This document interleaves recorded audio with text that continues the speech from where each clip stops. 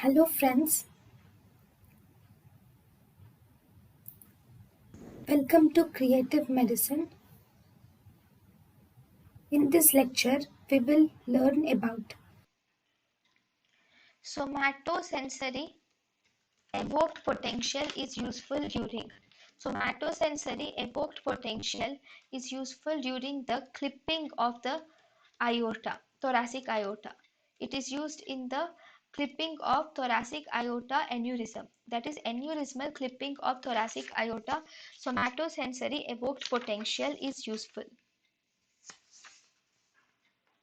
Actually, this somatosensory evoked potential is mainly useful in surgeries which put sensory tract at risk. They are useful in surgeries which put sensory tract at risk during surgeries.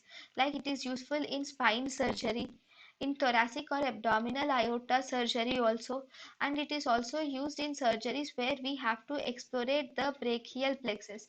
That is, whenever there is a risk that the sensory tract might be injured, in such conditions, somatosensory evoked potential is important. thank you and thank you for watching.